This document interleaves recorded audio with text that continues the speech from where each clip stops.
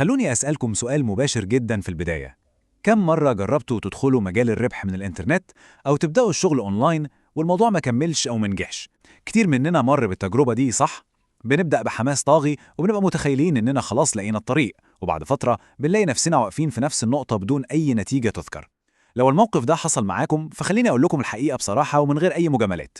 المشكلة مش فيكم إطلاقا، والمشكلة كمان مش في الإنترنت ولا في المنصات اللي بتستخدموها. المشكلة الحقيقية كلها بتكمن في الطريقة اللي بنفكر بيها وفي العقلية اللي بندخل بيها المجال ده من الأساس. في الشرح ده احنا هنغوص مع بعض عشان نفهم ليه أغلب الناس بتفشل في تحقيق دخل أونلاين، والأهم من كل ده إزاي تتجنبوا الغلطات دي وتأسسوا لنفسكم طريق حقيقي وصلب للنجاح. يلا بينا. إحنا حرفياً بنعيش النهاردة في العصر الذهبي للفرص. مفيش أي وقت في التاريخ كان فيه كمية الفرص دي للربح ومتاحة لأي شخص في أي مكان في العالم.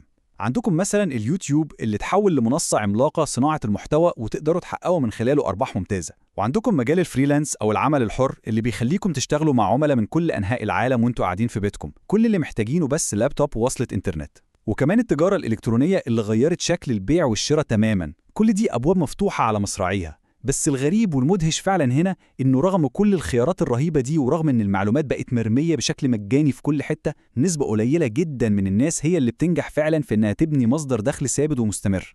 وهنا بقى لازم نقف لحظة ونسأل نفسنا السؤال الجوهري: هل تحقيق الدخل من الإنترنت موضوع صعب ومستحيل زي ما بعض الناس بتصور؟ ولا هل في سر معين أو حلقة مفقودة إحنا بس مش واخدين بالنا منها؟ الحقيقة إن إجابتكم على السؤال ده هي اللي هتحدد مساركم بالكامل.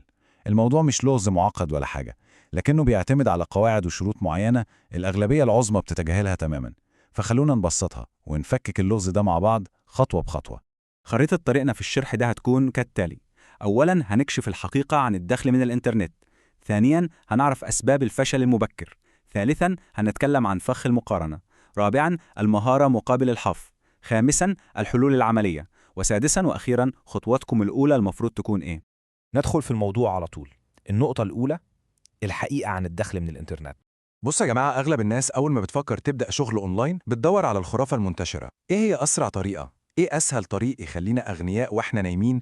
أو إزاي نكسب آلاف الدولارات في كام يوم من غير ما نتعب؟ وللأسف الإعلانات المضللة بتلعب جدا على الوتر ده باستمرار وبتقنعكم إن النجاح عبارة عن ضغطة زرار. لكن الحقيقة الثابتة اللي لازم تقتنعوا بيها 1,000,000% هي إن مفيش أي حاجة اسمها كده في الواقع الملموس بتاعنا. أي مصدر دخل حقيقي ومستدام على الإنترنت زيه بالظبط زي أي بيزنس بتفتحوه على أرض الواقع محتاج استثمار حقيقي في الوقت ومجهود ضخم جدا، وخصوصا في الشهور الأولى. أنتوا محتاجين تبنوا أساس قوي وتفهموا السوق بتاعكم وتتعلموا إزاي تقدموا قيمة حقيقية للناس. لو قدرتوا تشيلوا فكرة الربح السريع دي من دماغكم تماما، أنتوا كده بالفعل قطعتوا نص طريق النجاح ووفرتوا على نفسكم كمية إحباطات كتير جدا كانت ممكن تدمر عزيمتكم وتخليكم توقفوا.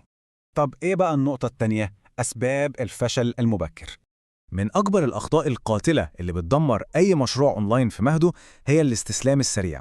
كتير جدا بيبدأوا وهم في قمة حماسهم متخيلين إنهم هيحققوا أرقام خيالية فوراً، وبعد أسبوع أو 2 أو حتى شهر لما يلاقوا إن مفيش نتيجة سريعة الحماس ده بيختفي تماماً وبيسيبوا كل حاجة ويمشوا. ده أكبر سبب للفشل، لأن النجاح على الإنترنت محتاج نفس طويل جدا وصبر وتجربة مستمرة. الخطأ التاني والتالت بقى هم الشغل بدون خطة والتنفيذ العشوائي. تخيلوا انكم بتتحركوا في دائرة مقفولة بدون اي بوصلة. ناس كتير بتعمل محتوى بشكل عشوائي او بتشتغل في كذا مجال في نفس الوقت، شوية يوتيوب، شوية فريلانس، شوية دروب شيبينج، وكل ده من غير اي هدف واضح او استراتيجية واضحة تمشوا عليها. والنتيجة الطبيعية للعشوائية دي تشتت كامل ومفيش اي تقدم حقيقي بيحصل على ارض الواقع، مجرد استنزاف لطاقتكم ووقتكم ومجهودكم من غير اي عائد. نيجي بقى للنقطة الثالثة واللي بتوقع ناس كتير جدا: فخ المقارنة. دي ظاهرة نفسية تقريبا كلنا بنقع فيها وممكن تدمر أي بداية مبشرة ليكم. لما تفتحوا السوشيال ميديا وتشوفوا حد نجح جدا، قناته مثلا عليها ملايين المشتركين أو بيحقق مبيعات ضخمة وحياته مستقرة ماديا، العقل الباطن على طول بيقول هم وصلوا وإحنا لأ، أكيد إحنا فاشلين أو المجال ده مش لينا أو مفيش مكان لينا وسط العمالقة دول. بس خليني أقول لكم إن ده مجرد اللي انتوا بتشوفوه قدامكم، دي قمة جبل الجلد المنورة والجميلة، لكن اللي انتوا مش بتشوفوه أبدا هو الجزء الضخم المخفي تحت المية، الشهور والسنين من الشغل الخفي والتعب والسهر وتصوير فيديوهات في البداية محدش كان بيشوفها أصلا، والمشاريع اللي فشلت وضاعت فيها فلوس لحد ما قدروا يوصلوا للنجاح اللي انتوا مبهورين بيه دلوقتي. مقارنة بدايتكم اللي هي لسه يدوب في الفصل الأول بموسم الحصاد بتاع أشخاص تانية وصلوا للفصل ال20 هي أسرع طريقة عشان تصابوا بالإحباط وتستسلموا من غير حتى ما تاخدوا فرصتكم الحقيقية في المحاولة. رابعاً، المهارة مقابل الحظ. المفهوم ده هيغير نظرتكم تماماً. الربح من الإنترنت وبناء بيزنس أونلاين حقيقي عمره ما كان ضربة حظ ولا صدفة بحتة. مستحيل تلاقوا شخص بينجح وبيستمر وبيفضل يكبر لمجرد إنه محظوظ. ده علم ودي مهارة، زي ما المهندس بيتعلم هندسة والدكتور بيدرس طب سنين طويلة عشان يقدر يمارس مهنته ويبقى شاطر فيها. انتوا كمان لازم تتعلموا مهارات العالم الرقمي، سواء كانت المهارات دي صناعة محتوى أو كتابة أو تسويق أو مونتاج أو إدارة حسابات. لازم تتعلموها من الصفر خطوة بخطوة، وتدوها حقها الكافي في المذاكرة والتدريب العملي، وتفضلوا تطوروا من نفسكم فيها كل يوم، لأن التكنولوجيا والمنصات وتفضيلات الناس بتتغير بسرعة مهولة. لما تبدأوا تبصوا للموضوع كمهارة محتاجة إتقان وشغل، مش كورقة يا نصيب بتجربوا فيها حظكم يا تصيب يا تخيب، هنا بس هتبدأوا تحطوا رجلكم على أول طريق النجاح الحقيقي.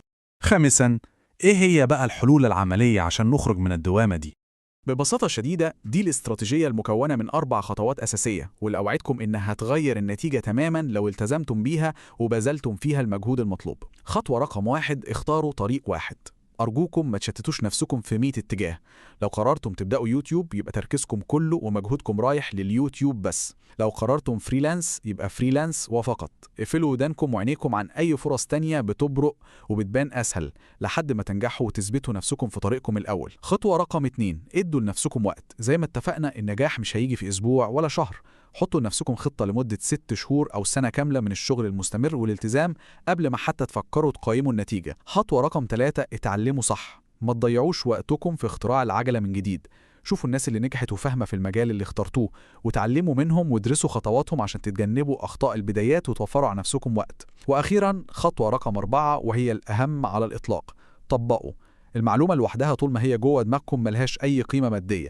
لازم تنفيذ عملي وتجربة وخطأ واحتكاك حقيقي بالسوق عشان توصلوا في النهاية للنتيجة اللي بتحلموا بيها. سادساً وأخيراً، خطوتكم الأولى المفروض تكون إيه؟ لو عايزين تاخدوا خطوة عملية وتنفذوا الاستراتيجية اللي اتكلمنا عليها دي، فإحنا مجهزين لكم ده بالفعل كبداية قوية جدا. أنا عامل سلسلة كاملة ومجانية بتشرح بالتفصيل إزاي تبدأوا قناة يوتيوب من الصفر خطوة بخطوة لحد ما تحققوا دخل مادي حقيقي منها. اليوتيوب بيعتبر من أقوى وأفضل المسارات اللي ممكن تبدأوا بيها طريقكم، لأنه مش بس بيوفر دخل، ده بيبني أصول رقمية بتفضل تشتغل لصالحكم مع الوقت وبتكبر بشكل تراكمي. السلسلة دي هتاخد بإيديكم وهتحول كل النظريات اللي اتكلمنا فيها في الشرح ده لتطبيق عملي ملموس تقدروا تبدأوا فيه من اللحظة دي وتشوفوا نتائجها بنفسكم. هتلاقوها موجودة وتقدروا تتابعوها، وهي دي فعلا خطوتكم الأولى اللي بنصحكم بيها بقوة عشان تبدأوا رحلتكم صح. وقبل ما نختم عايزكم تركزوا جدا في المقولة دي: النجاح على الإنترنت مش للناس الأذكى ولا للأسرع، لكن للي بيكمل.